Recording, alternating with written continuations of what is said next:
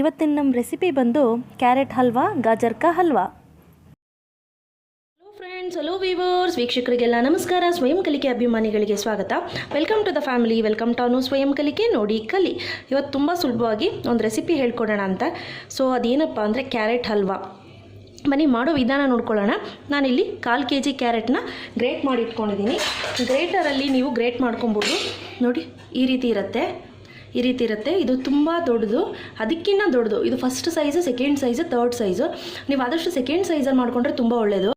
50 ಗ್ರಾಮ್ನಷ್ಟು ಕೋವಾ ಮತ್ತು ಗೋಡಂಬಿ, ಬಾದಾಮಿ, ದ್ರಾಕ್ಷಿ, ಪಿಸ್ತಾ, ಅದಲ್ಲದೆ ಸ್ವಲ್ಪ ಒಂದು 4ರಿಂದ 5 ಟೇಬಲ್ ಸ್ಪೂನ್ನಷ್ಟು ತುಪ್ಪ, ಒಂದು 100 ಗ್ರಾಮ್ನಷ್ಟು ಹಾಲು, ಅದಲ್ಲದೆ ಒಂದು 80 ಗ್ರಾಮ್ನಷ್ಟು ಸಕ್ಕರೆನ ನಿಮ್ಮ ಇದಕ್ಕೆ ಅನುಗುಣವಾಗಿ ಹಾಕ್ಕೊಳ್ಳಿ, ನಿಮ್ಮ ಸಿಹಿಗೆ ಅನುಗುಣವಾಗಿ. ಆನಂತರ ಏಲಕ್ಕಿ ಪುಡಿ. ಫ್ರೆಂಡ್ಸ್ ಮಾಡೋ ವಿಧಾನ ನೋಡ್ಕೊಳ್ಳೋಣ.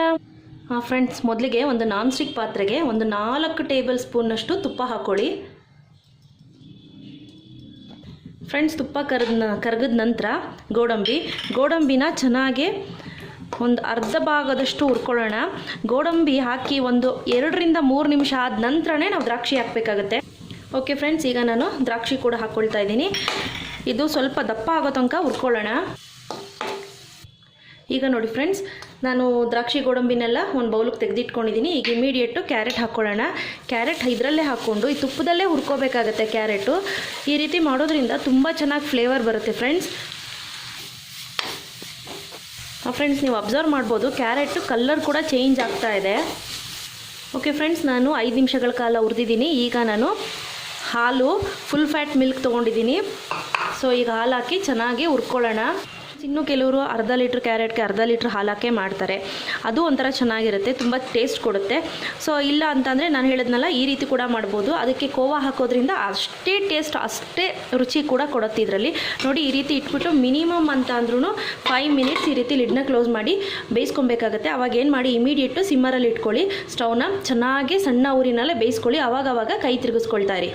ನೋಡಿ ಫ್ರೆಂಡ್ಸ್, ನೀರು ಇಂಬ್ರೋವರೆಗೂ ಇದನ್ನು ಚೆನ್ನಾಗಿ ಬೇಯಿಸ್ಕೋಬೇಕಾಗತ್ತೆ ಲಿಡ್ ಕ್ಲೋಸ್ ಮಾಡಿಕೊಂಡು. ಓಕೆ ಫ್ರೆಂಡ್ಸ್, ನೋಡ್ತಿದ್ದೀರಾ ಅಲ್ಲಿ ಆಲ್ಮೋಸ್ಟ್ ಅರ್ಧ ಭಾಗದಷ್ಟು ಹಾಲು ಸುಂಡಿದೆ. ಈಗ ಏನು ಮಾಡ್ತೀನಿ, ಸಕ್ಕರೆನ ಹಾಕ್ಕೊಳ್ತಾ ಇದ್ದೀನಿ. ಈಗ ಒಂದು ಒಳ್ಳೆ ಮಿಕ್ಸ್ ಕೊಡೋಣ. ಓಕೆ ಫ್ರೆಂಡ್ಸ್, ಈಗ ನೋಡ್ತಿದ್ದೀರಲ್ಲ, ಈ ಟೈಮ್ನಲ್ಲಿ ಕೋವಾ ಏನಿದೆ, ಕೋವಾನ ಸ್ವಲ್ಪ ಈ ರೀತಿ ಬಿಡಿಸಿ ಕೋವಾ ಹಾಕ್ಬಿಡಿ. ಈ ಕೋವಾ ಹಾಕೋದ್ರಿಂದ ತುಂಬ ಚೆನ್ನಾಗಿ ರುಚಿ ಕೊಡುತ್ತೆ ನಿಮಗೆ. ಓಕೆ ಫ್ರೆಂಡ್ಸ್, ನೀವು ನೋಡ್ತಾ ಇರ್ಬೋದು, ಈಗ ರೆಡಿಯಾಗಿದೆ. ಈಗ ಇದಕ್ಕೆ ನಾನು ದ್ರಾಕ್ಷಿ ಗೋಡಂಬಿ ಏನು ಹುರಿದಿಟ್ಕೊಂಡಿದ್ದೀವಿ ಅದು ಹಾಕ್ಕೊಳ್ತಾ ಇದ್ದೀನಿ. ಫ್ರೆಂಡ್ಸ್ ಹೀಗೆ ಇರಲಿ ಕನ್ಸಿಸ್ಟೆನ್ಸಿ. ಆನಂತರ ಇನ್ನೂ ಗಟ್ಟಿಯಾಗುತ್ತಿದ್ದು. ಸೊ ಇವಾಗ ತಯಾರಾಗಿದೆ. ಈಗ ಫೈನಲಲ್ಲಿ ನಾನು ಈ ಏಲಕ್ಕಿ ಪುಡಿ ಏನಿದೆ ಇದನ್ನು ಹಾಕ್ಕೊಳ್ಳೋಣ. ಈ ಏಲಕ್ಕಿ ಪುಡಿ ಹಾಕೋದ್ರಿಂದ ಒಂಥರ ಫ್ಲೇವರ್, ಏಲಕ್ಕಿ ವಾಸನೆ ಏನಿದೆ ಅದು ತುಂಬ ಇಷ್ಟ ಆಗುತ್ತೆ ನನಗೆ. ಸೊ ಅದಕ್ಕೋಸ್ಕರ ಹಾಕ್ಕೊಂಡಿದ್ದೀನಿ. ನೋಡ್ತಾ ಇದ್ದೀರಲ್ಲ ಫ್ರೆಂಡ್ಸ್, ಈಗ ಗಾರ್ನಿಷಿಂಗೋಸ್ಕರ ಸ್ವಲ್ಪ ಪಿಸ್ತಾ, ಆನಂತರ ಸ್ವಲ್ಪ ಬಾದಾಮಿ. ಫ್ರೆಂಡ್ಸ್ ತುಂಬಾ ಚೆನ್ನಾಗಿರುತ್ತೆ, ತುಂಬ ಸುಲಭ, ತುಂಬ ಈಸಿ, ತುಂಬ ರುಚಿಯಾಗಿ ಕೂಡ ಇರುತ್ತೆ ಇದು. ಇಷ್ಟೇ ಇವತ್ತಿನ ರೆಸಿಪಿ. ಇವತ್ತು ನಾನು ಮಾಡಿದ್ದು ಇಷ್ಟ ಆಯಿತು ಅಂದರೆ ಲೈಕ್ ಬಟನ್ ಹಿಟ್ ಮಾಡಿ, ಇನ್ನೂ ಇಷ್ಟ ಆಯಿತು ಅಂದರೆ ಶೇರ್ ಮಾಡಿ. ಗೊತ್ತಲ್ವ ನನ್ನ ಚಾನಲ್ ಹೆಸರು ಅನುಸ್ವಯಂ ಕಲಿಕೆ, ನೋಡಿ ಕಲಿ. ಟಿಲ್ ದೆನ್ ಟೇಕ್ ಕೇರ್, ಬಾಯ್.